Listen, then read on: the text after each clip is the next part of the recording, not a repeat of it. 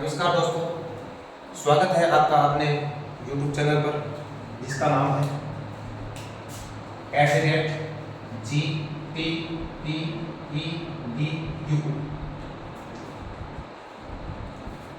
आज हम गणित के विषय पर चर्चा करेंगे या गणित विषय पर चर्चा करेंगे और ये चर्चा जो है ये उन बच्चों के लिए कारगर साबित होगी जिन बच्चों को गणित में ये लगता है कि मुझे गणित में कुछ नहीं आता है ना, गणित से जो डरते हैं। तो डरने की आवश्यकता गणित से नहीं, गणित से डरने की आवश्यकता इसलिए नहीं है क्योंकि आज के बाद ये गणित जो है आपके लिए वो सब्जेक्ट हो जाएगा जो अन्य सब्जेक्ट है उनकी तुलना में बेहतर हो जाएगा, इजी हो जाएगा आपके लिए। इजी इसलिए हो जाएगा क्योंकि हम जो टॉपिक लेके चल रहे हैं, जो गणित के विषय बिंदु लेके चल रहे हैं, वो विषय बिंदु या टॉपिक जो है वो इस प्रकार से लेके चल रहे हैं कि बच्चा जो जीरो है गणित में वहां से लेके चल। तो देखिए भाई, हमने लिख रखा है सबसे पहले संख्या पद्धति नंबर सिस्टम। तो भाई गणित की शुरुआत संख्या से होती होगी, गणित की शुरुआत संख्या से ही होती होगी। ऐसा तो कोई बच्चा शायद मेरे विचार से नहीं है जो किसी कंपटीशन एग्जाम की तैयारी कर रहा हो उसको गणित ही नहीं आती हो, क्योंकि वो कंपटीशन में गया ही नहीं है, वो तो पहले 10वीं से पहले रह गया हो। तो गिनती तो सबको आती है ना, 1 2 3 4 गिनती किसे कहते हैं, 1 2 3 4 5 6 गिनती, ये तो आती है सबको। हाँ, उसके बाद अपने दिमाग से गणित के फोबिया को निकाल दे, डर को निकाल दे। ध्यान देने वाली बात यह है कि आप केवल पढ़ाए जाने वाले बिंदुओं को ध्यान से सुनेंगे, समझेंगे और यकीन यह है गणित आपको पक्का आएगी, पक्का याद हो जाएगी, पक्का समझ में आएगी और आज के बाद गणित में आपका डर जो है वो खत्म हो जाएगा। ठीक है, पीछे वाली जो बातें हैं उनको मत पढ़ो, आप छोड़ देना सब चीजों को, बस ध्यान यहां से करना। और ये जो टॉपिक है, ये टॉपिक ऐसा टॉपिक नहीं लिया हमने कि किसी कहीं काम आने वाला नहीं है, ये काम आने वाली चीज है। इससे प्रत्येक कंपटीशन के अंदर ये जो टॉपिक है इससे 4-5 प्रश्न पूछे जाते हैं और 4-5 प्रश्न पूछे जाने का मतलब क्या होता है, हमें तो एक भी नहीं आ रहा। तो आज के बाद ऐसा नहीं होना चाहिए कि हमें एक भी नहीं आ रहा, हमें 4-5 की तरह भी पूछे, हमें सब आएगा। ठीक है, तो देखो टॉपिक का नाम क्या है, टॉपिक का नाम है संख्या पद्धति यानी नंबर सिस्टम। अब नंबर सिस्टम जो है इसके अंदर सबसे पहले शुरुआत जो हमने कर रखी है वो कर रखी है अंक से, कि अंक क्या है। एक बार तो एक ही प्रश्न पूछा गया कि संख्या पद्धति में अंक कितने हैं, अंकों की संख्या कितनी है। तो देखो 1 है ये अंक, 2 है, 3 है, 4 है, 5 है, 6 है, 7 है, 8 है, 9 है और क्या है 0 है। ये सब क्या है, अंक है। और इनकी संख्या कितनी होगी 10, क्योंकि 9 तो सीधे ही हम गिनती में आते हैं, आप 1 2 3 4 5 आप गिनोगे तो 9 तक आ जाएंगे। 0 है वो इसको इसमें शामिल किया गया है और शामिल करने के बाद ये टोटल संख्या कितनी होगी 10। तो अभी पहला प्रश्न तो यही हो जाना आपका, कौन सा, कि गणित जो है उसमें संख्या पद्धति में अंक कितने कितने 10 अंक हो गए, 1 से लेकर 9, 1 0 10 टोटल। अब इसके बाद बात करते हैं कि संख्या क्या चीज है। इन अंकों को आप इकाई, दहाई, सैकड़ा, हजार, 10,000, लाख इस प्रकार से व्यवस्थित रूप से आप लिखते जाओगे इस क्रम में, तो आपको एक क्या प्राप्त होगा, एक पद प्राप्त होगा, एक पद प्राप्त हो जाएगा और उसी पद को क्या नाम दिया गया है, संख्या। मतलब इन अंकों को आप इकाई, दहाई, सैकड़े के हिसाब से लिखते जाओ। अब बड़े रूप में लिख दो, छोटे रूप में लिख दो, आप सैकड़े तक भी लिख सकते हो, 1000 तक भी लिख सकते हो, 10,000 तक भी लिख सकते हो और आगे जा सकते हो। पर लिखना तो आगे पीछे पड़ेगा ना, तो वो आगे पीछे लिखने से क्या होगा, आप किसी भी अंक को कहीं भी लिखो कोई फर्क पड़ने वाला नहीं है, आपको कोई ना कोई पद प्राप्त हो जाएगा और वो पद जो है उसी को क्या नाम दिया गया है, संख्या, वो बनेगी संख्या। जैसे आपने लिखा 3 4 0, तो भी देखिए इसमें 3 है ये भी कोई अंक है, 4 है ये भी कोई अंक है, 0 है ये भी कोई अंक है। इसका मतलब है अंकों से संख्या का निर्माण होता है, अंकों से संख्या का निर्माण होता है। ठीक है, तो ये क्या होगी संख्या, पहला क्या होगा अंक, उसके बाद क्या होगी संख्या। तो एक और लिखा है एग्जाम्पल इसमें 3 7 8 9, ये सब के सब अंक ही होंगे ना, ये सब अंक। और वैसे बोलना चाहे क्या बोलेंगे 3789, ये 3789 है। आपने इनको एक व्यवस्थित रूप में लिख दिया। व्यवस्थित का मतलब है इकाई, दहाई, सैकड़े, हजार के रूप में इनको लिख दिया कि मैं मेरी मर्जी से लिखा मैंने कि मैं इकाई पे इसको लिखूंगा, दहाई पे इसको लिखूंगा, सैकड़े पे इसको लिखूंगा, हजार पे इसको लिखूंगा, 10,000 पे इसको लिखूंगा। आप अपने हिसाब से कैसे भी लिख सकते हो। फिर भी आपको क्या प्राप्त होगा? एक पद प्राप्त होगा। तो ये पद प्राप्त हो गया और इसी पद को क्या कहेंगे आप? संख्या। 3789 ये क्या है? संख्या है जिसका निर्माण किससे हुआ है? अंकों से। ठीक है। अब इसके बाद महत्वपूर्ण दो चीजें आती हैं। दो महत्वपूर्ण चीजें इसके अंदर आती हैं। वो चीजें क्या है? एक तो है जातीय मान, एक क्या है? इसका स्थानीय मान। अंक का जातीय मान और अंक का स्थानीय मान, ये दो चीजें महत्वपूर्ण है। और यहां से रीट फर्स्ट लेवल में सबसे ज्यादा प्रश्न पूछे गए हैं। सबसे ज्यादा प्रश्न पूछे गए रीट लेवल में, पटवारी में पूछे गए, ग्राम से भी पूछे गए और आगे आने वाले भविष्य में जितने भी एग्जाम होने वाली है इससे संबंधित, वहां पर भी ये क्या है? इंपॉर्टेंट है, महत्वपूर्ण है। क्योंकि ये चीजें जो है इनको हम पढ़ते तो है नहीं। ये स्थानीय मान आपने पढ़ लिया होगा, सुना होगा, क्योंकि पहले स्थानीय मान की प्रश्नावली चलती थी छोटी क्लास में और हो सकता है आज भी चलती हो। जातीय मान क्या है? स्थानीय मान क्या है? देखो इनको समझो आप। जातीय मान का दूसरा नाम है अंक का शुद्ध मान। अंक का शुद्ध मान, और इंग्लिश में बोला जाता है क्या लिखेंगे? Face value of digit. Face value of digit, digit की फेस वैल्यू क्या है? तो भी किसे कहते हैं? जातीय मान। ये जो अंक है, ये जो लिखे हुए अंक है, इनका अपने आप का कोई मूल्य तो होगा ना खुद का। जैसे 9 है तो 9 का मूल्य तो है कोई, 9 का 9 मूल्य है, 9 का 8 नहीं है, 9 का 7 नहीं है, 9 का 0 भी नहीं है, 8 का 8 है, 7 का 7 है, 6 का 6 है, 8 का, मतलब जो अंक है उन अंकों की खुद की जो वैल्यू है वही क्या कहलाती है? जातीय मान कहलाती है। अंकों की खुद की जो वैल्यू है वही अंकों का जातीय मान कहलाता है। तो जैसे मैं लिखूं 9, तो भाई इसका जातीय मान कितना है? 9। और एक संख्या मैंने पहले लिखी थी 340। इसमें यदि पूछा जाए कि 4 का जातीय मान कितना है, तो भी 4 का जातीय मान 40 नहीं है, 4 का जातीय मान 4 ही है। क्योंकि 4 तो 4 ही रहना, 4 3 नहीं होना, 4 5 नहीं होना, दोनों ही नहीं होने। 4 का मान तो 4 ही रहना है, 4 तो चेंज होने वाला नहीं है। मतलब अंक जो है उसकी खुद की जो वैल्यू होती है वही उसका जातीय मान कहलाता है। कई बार क्या होता है एग्जाम के अंदर जातीय मान नाम देता नहीं है, क्योंकि एग्जामिनर जो होता है उसको पता होता है जातीय मान तो बच्चों को दिमाग में है, उनको पता ही है जातीय मान क्या है। वो कह देगा अंक का शुद्ध मान क्या है। जैसे ये मान लो कि 340 में 4 का शुद्ध मान क्या है, तो भाई शुद्ध मान भी क्या है? 4 ही है, क्योंकि शुद्ध मान का मतलब जातीय मान ही है। शुद्ध मान का मतलब जातीय मान ही है। ठीक है, तो ये क्या हो गया? जातीय मान। स्थानीय मान, स्थानीय मान जो है उसका नाम होता है इंग्लिश में प्लेस वैल्यू। प्लेस वैल्यू, यहां पर स्थान महत्वपूर्ण है। मतलब अंक जो है वो कौन से स्थान पर है? इकाई पर है, दहाई पर है, सैकड़े पर है, हजार पे है। एग्जांपल देखो छोटा सा, मैंने लिखा 0 और आगे लिखा 1।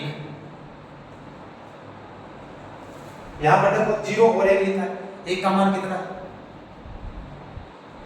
अब देखो आगे मैं 0 को उठाऊं और 1 के आगे लिख दूं, ये ऐसा कर सकते हो, 1 को उठाओ 0 से पहले लिख दो। बात है कि आप 0 1 ये लिखा हुआ है और मैंने क्या किया, 1 यहां पर था और 1 को उठाकर किधर ले रख दिया? इस साइड में। तो भैया कितना हो गया? 10।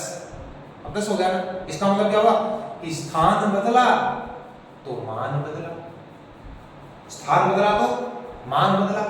यदि ऐसे लिखूं मैं कि 0 0 1, तभी क्या है? 1 ही।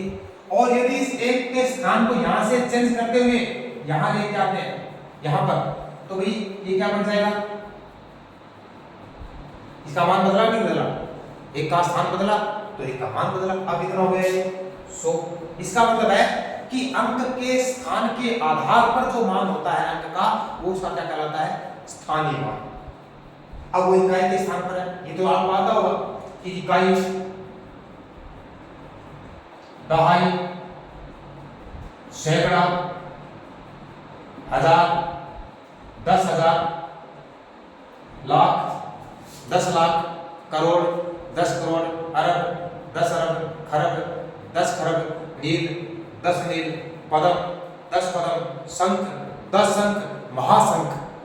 ये संख्याएं जो है ये तो आपको गिनती आती होगी ऐसे, तो आपने उस अंकों को कहां पर लिखा है उसके हिसाब से आपको देखना है। तो एग्जांपल ले लीजिए इसका, एग्जांपल में कोई भी संख्या लिख सकते हो आप, कोई भी संख्या लिखनी है और आपको पता है अंकों से संख्या का निर्माण होता है। जैसे मैं ऐसे एग्जांपल ले रहा हूं 4789, ये संख्या लिखी है मैंने। इस संख्या में आपको पूछ सकता है 4 का स्थानीय मान क्या है, 7 का स्थानीय मान क्या है, 8 का स्थानीय मान क्या है, 9 का स्थानीय मान क्या है। तो देखिए पहले 9 का मान लिया, इधर से देखो इकाई दाई सैकड़े की गिनती इधर से होती है, इस साइड से। ऐसे कई बच्चे ऐसे गिनते हैं और कई बच्चों को ऐसे ही समझ नहीं आ रहा, जोड़ नहीं आता, कईयों को जोड़ ही नहीं आता। एक बच्चे को मैंने जोड़ दिया, देखो बीच में बात याद आ गई, बता देता हूं आपको। जोड़ दिया एक बच्चे को, अब वो बच्चा जोड़ कर रहा है, कैसे कर रहा है आप अंदाजा लगाएं कि कितना वो बच्चा होशियार है, गणित में बहुत होशियार है, आप कोई नहीं उसके बराबर। वो जोड़ कैसे कर रहा है, मैंने जोड़ दिया उसको, इसको जोड़ना है भैया ना, 3 2 4 5, इसको जोड़ना है। अब वो जोड़ कैसे कर रहा है भाई, ये पहली क्लास का दूसरी क्लास का सवाल है, ये आपके लेवल का सवाल नहीं है, पर आपके लेवल में भी कई बच्चे ऐसे हैं जो इसको ऐसे करेंगे जो मैं बता रहा हूं। 3 2 5, 3 2 5, 5 4 9, 5 4 9। कि भाई उत्तर गलत है, नहीं उत्तर गलत है।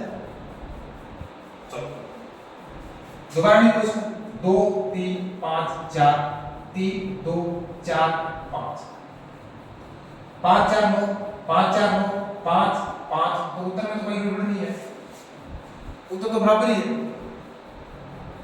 उत्तर तो बराबर ही आ रहा है इसमें, तो उत्तर में गड़बड़ नहीं है। तो क्या ये तरीका सही था करने का भाई, जिसमें संख्या जो है वो 10 से मतलब अंकों में ही रह जाए, मतलब 9 तक ही रह जाए, यहां तक ही रह जाए, तो उसमें क्या होता है आप देखो 10 ऊपर जाओ तो हाथ की 1, 20 ऊपर जाओ हाथ की 2, 30 ऊपर जाओ हाथ की 3, अपना हाथ 3 3 4 4 5 5 हो जाएंगे ऊपर जाओ। अब ये संख्या में चेंज करो थोड़ा सा, अब उसको दूसरा सवाल दिया मैंने, अब मैंने तो पता ही नहीं चला मेरे को कि ये सवाल ऐसे करके ला रहा है वो, अभी उत्तर तो बराबर आ गया, मैं नहीं समझा वो ऐसे करके लाया बच्चा, और उसने दिखा दिया शाबाश वेरी गुड बहुत अच्छे। दूसरा सवाल उसको चेंज करके दिया, उसमें क्या दिया देखो, ये ऊपर वाली संख्या चेंज की मैंने, यहां लिखा 6, यहां लिखा 7, यहां लिखा 8, यहां लिखा 9। अब बता इसको करके ला रहा है, जब कैसे कर रहा है 9 3 10 11 12 12 को 8 2 10 1 11 7 4 11 1 12 6 5 11 1 12, ये उत्तर लेके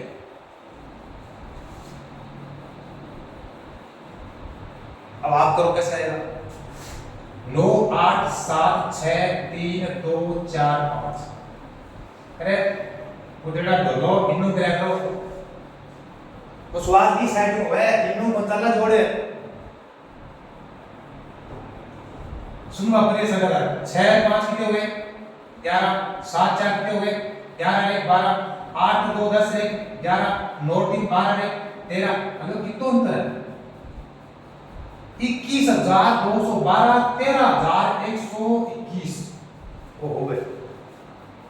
तो ये अगर कटे हिसाब किताब में भेज दो जना वो बेड़ा बाहर देवा अगला आगलन देवा को तेरा होना को बहुत हो जाए, तू फायदा ही फायदा नहीं, तू नुकसान हो जाए नहीं सके, और आगलन बेड़ो को नहीं आपका गया धूल में मट्टी में खुद के नीचे गिर जाओ, तो ऐसा नहीं होना है। आपको सवाल करना है वो जोड़ इस प्रकार से करना है, बाकी भी इस प्रकार से करनी है, ठीक है। तो वो तो आगे जैसे आएगा वैसे आपको बताया जाएगा।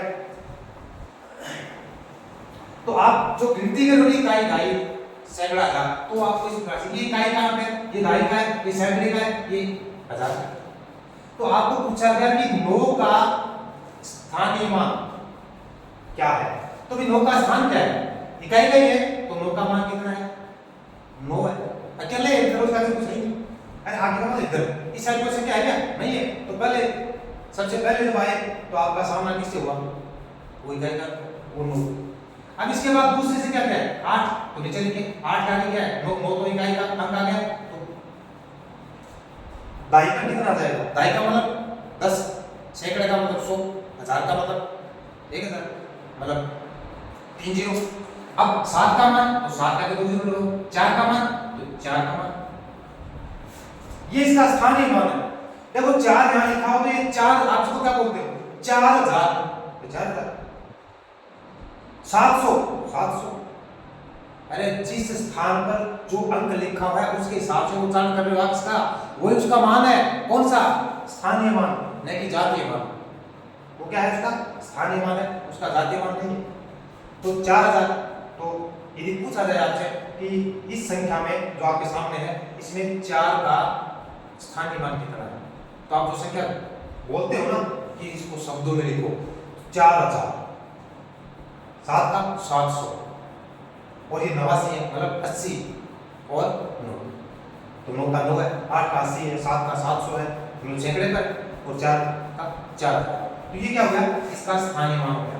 अब देखना चाहेंगे, देखो जातीय मान चेक कर लो एक बार वापस कि 7 का जातीय मान कितना है, 7 ही है, 4 का 4 ही है, 8 का 8 ही है, 9 का 9 ही है, क्योंकि जात तो वही है उसकी, अपनी जात को बदलता नहीं है। अरे अपनी तरह नहीं है, समाज में जो लोग है ना अपनी तरह के, उनके अनुसार नहीं है कि बदल लो, ना ना ये नहीं बदलता अपने हिसाब से। 7 का 7 है, 4 का 4 है, 8 का 8 है, 9 का 9 है, आप बदल जाओ, चाहे बदल जाओ। आज वो उनको चोक उन पाए रिक्शा करी, आज वो रिक्शा पे जाऊँ, आज वो उनको चोक पाओ, तो नहीं अपन बदले हो मान। अब गणित है, अब फिक्स है, नो चेंज, अपने हिसाब से चेंज नहीं करता, जिसमें व्यवहार नहीं है। तो जातीय मान के हिसाब से देखा तो 4, 7, 8, 9 का मान उतना ही जितना अंक है, 4 का 4, 7 का 7, 8 का 8, 9 का 9। और यदि स्थान के हिसाब से देखा जाए तो भाई 4789, ठीक है ना। चलो इसके आगे चलते हैं हम।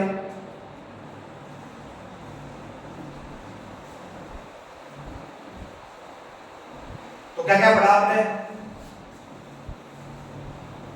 बता सकते हो वापस, तो कमेंट करके बताना अभी तक क्या क्या पढ़ा आपने। इसके अलावा अगली जो चीज है उसकी चर्चा करता हूं, अब है प्राकृत संख्या।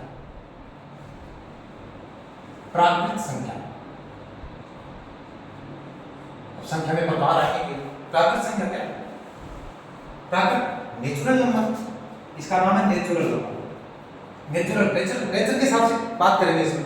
नेचर भी आपको कहा जाता है कि गिनती आती है क्या आपको, भी पूछते हैं लोग, और छोटे थे आप तो उस समय पूछते थे गिनती तो आएगी, तो आप क्या करता हाँ आवे, तो क्या करता फिर गिनती सुना, तब क्या करता 1 2 3 4 5 6 7 8 ये गिनता, तो शुरुआत क्यों करता, एक ये गिनता कि 0 1 2 3 4 ये तो गिनता, ये गिनता, मतलब ऐसे गिनते ना 1 2 3 4, शुरुआत ऐसे होती ना, तो भी 1 2 3 4 5 आगे मैं चल देता हूँ, जितनी आपको आती है उतनी बोल लेना, जितनी आपको आती है उतनी बोल लेना। तो ऐसी संख्या जो 1 से शुरू होती है और अनंत तक जाती है, 1 से शुरू होती है और अनंत तक जाती है, वो संख्या क्या कहलाएगी, प्राकृत संख्या। कौन संख्या कहलाएगी, प्राकृत संख्या। और इसको प्राकृत नेचुरल क्यों कहते हैं, क्योंकि नेचर इस प्रकार की है गणित की, संख्या जैसे ही किसी बच्चे से पूछी जाती है तो फिर बताओ आप गिन के बताओ, आप गिनती आती है क्या, तो वो बताएगा शुरुआत कहां से करेगा, 1 से, तो इसलिए क्या कहेंगे इसको नेचुरल नंबर। 1 से शुरू होती है, तो ये भी पूछा गया कई बार, पूछा निम्न में से प्राकृत संख्या नहीं है, नहीं है, तो भी आपका कोई ऐसी चीज नजर आ रही है कि उसमें नहीं है, एक साल आगे तक चलते जाओ, कहीं तक चले जाओ, इसमें 0 दिखाई दे रहा आपको, नहीं है ना, तो वो इसमें उत्तर वही है उसमें 0, क्योंकि प्राकृत संख्या में 0 को शामिल नहीं किया जाता है। तो कहां से शुरू होती है, 1 से। अब इसके बाद आती है पूर्ण संख्या। पूर्ण संख्या देखो पूर्ण संख्या, अब ये प्राकृत संख्या जो है इनमें यदि आप जीरो को शामिल कर देते हो तो वो संख्या क्या बन जाएगी? पूर्ण संख्या। जीरो मतलब शुरुआत कहां से कर दो? जीरो से। तो जीरो, 1 2 3 4 5 आगे चलते जाओगे कहां तक जाएगा? अनंत तक। कहने का मतलब है कि प्राकृत संख्या के अंदर यदि आप शून्य को भी शामिल कर लेते हैं शुरुआत में तो वो संख्या किसमें कन्वर्ट हो जाएगी? किसमें बदल जाएगी? योग संख्या को हम क्या कहेंगे? पूर्ण संख्या। देखो पूर्ण का मतलब क्या है? कि अधूरा नहीं है। अधूरा नहीं है, पूरा है। और इसको क्या कहेंगे? कोई ना कोई इसमें मिस था, इसमें कोई ना कोई चीज मिस थी, और जो चीज इसमें मिस थी जो शामिल नहीं थी उसको इसमें शामिल कर दिया गया, ये क्या बन गई? पूर्ण, पूरी हुई है। तो इस चीज का नाम क्या हो गया? पूर्ण संख्या। तो भाई दोनों में कोई कंफ्यूजन है? प्राकृत संख्या 1 से अनंत तक, पूर्ण संख्या इनमें जीरो और लगा दो, क्या बन गई? मतलब जो संख्या जीरो से चलती है और 0 1 2 3 4 अनंत तक जाती है वो कौन सी संख्या है? पूर्ण संख्या। थोड़ा सा इसके नाम पे भी गौर किया करो, नाम पर थोड़ा गौर किया करो। नाम से आधा जो आगे वाला हल है वो अपने आप हो जाता है। गणित में अन्य विषय जितने भी हैं उनमें जो हेडिंग होती है उस हेडिंग पर यदि विचार कर लेते हो पहले तो उस हेडिंग से आपको आपकी वाली समस्या जो है उसको हल करने में आसानी हो जाएगी। क्यों हो जाएगी? कि नेचर क्या है बोलने की? नेचर क्या गिनती की? गिनती बोलने की नेचर क्या है? एक होने की 3 4 5 तो वो प्राकृत संख्या है। और प्राकृत संख्या जो है वो पूर्ण नहीं है, अपूर्ण है। अपूर्ण क्यों है? क्योंकि इसमें जीरो शामिल नहीं है। आप यदि जीरो को शामिल कर दें तो संख्या प्राकृत से क्या बन जाएगी? पूरी हो जाएगी, पूर्ण होगी। पूर्ण संख्या, पूर्ण संख्या के बाद आता है पूर्णांक संख्या। पूर्णांक संख्या, पूर्णांक संख्या का मतलब आप जानते हो? कितने बच्चे जानते हैं पूर्णांक संख्या के बारे में? देखिए संख्या यही है और इस संख्या में यदि आप माइनस और प्लस दोनों साइड चलते जाएंगे, प्लस और माइनस दोनों साइड चले तो वो संख्या क्या बन जाएगी? पूर्णांक संख्या। देखो कैसे? ये जीरो है, जीरो के बाद 1 2 3 4 5।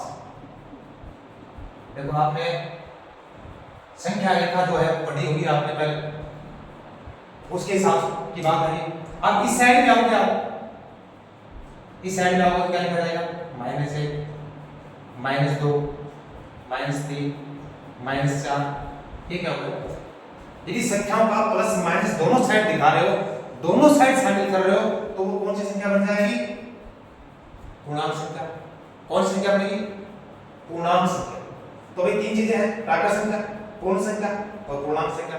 किसी को भी कोई इसमें डाउट नजर आए तो आप कमेंट लिख के भेजना, मैं उस कमेंट को पढ़ूंगा, देखूंगा और उस पर विचार किया जाएगा और आपको फिर उसके बारे में अगले वीडियो में बताया भी जाएगा।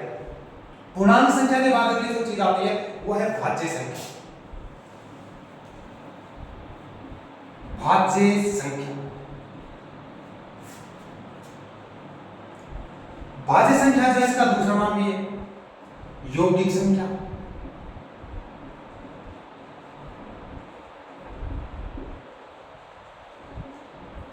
क्या नाम है? भाज्य संख्या का दूसरा नाम क्या है? यौगिक संख्या। और इसका एक और नाम भी है, उसका नाम क्या है? संयुक्त संख्या।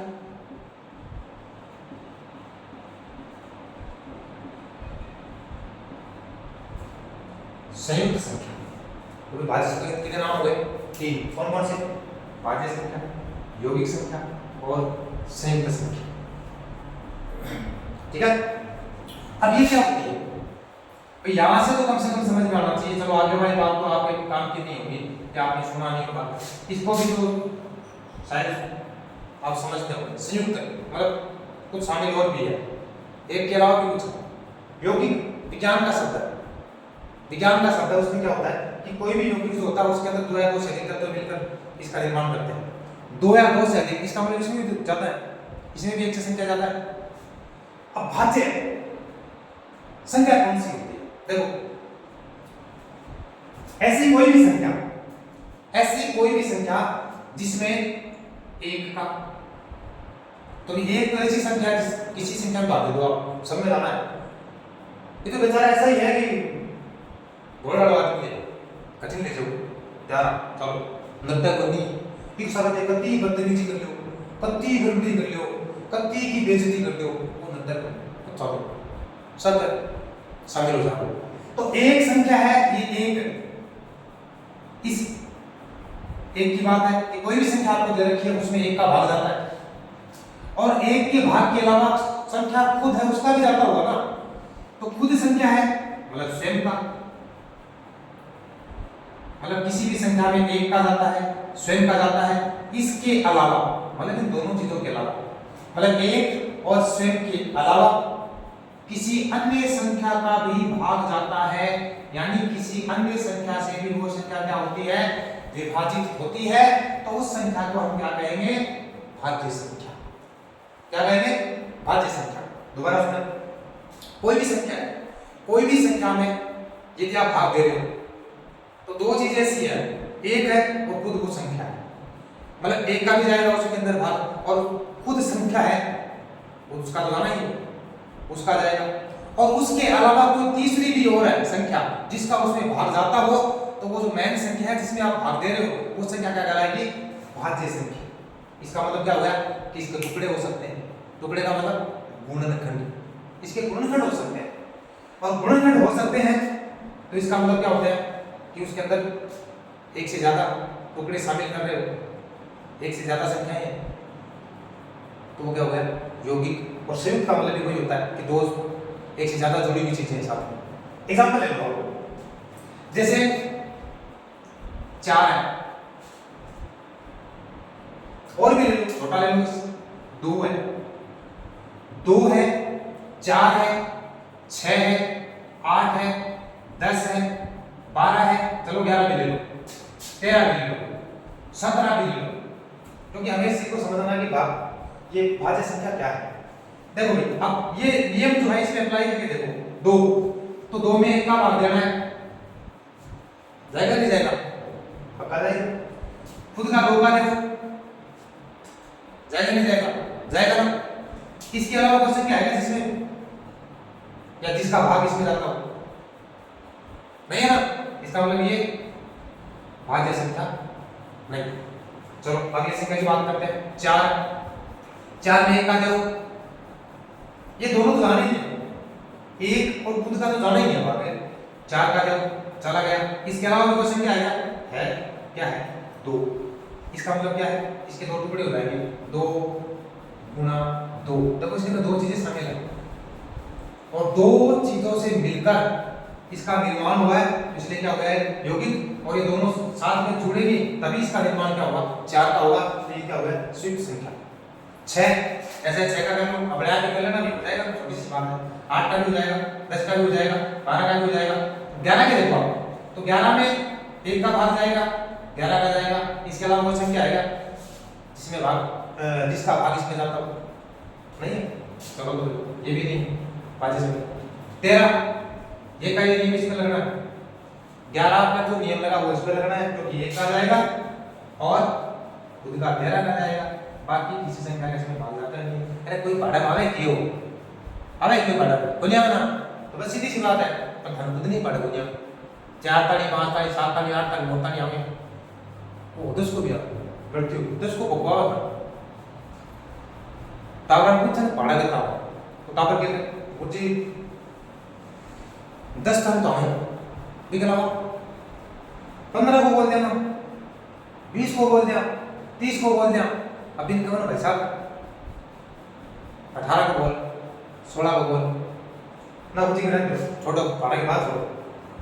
तो ये देखो ये 13 ये तो बहुत छोटी संख्या है, तो इसमें 1 का जाएगा, 13 का जाएगा, इसके अलावा कोई संख्या भाग नहीं जाएगा। ये का ये मामला किसके साथ है, 17 के साथ है, इसका मतलब 17 में क्या है, भाज्य संख्या नहीं है, नहीं है ना। अब एक छोटी सी बात मैं आपको बताने वाला हूं, अंक और संख्या में कोई अंतर बता सकते हो क्या आप? अंक और संख्या, अंक में और संख्या में कोई अंतर?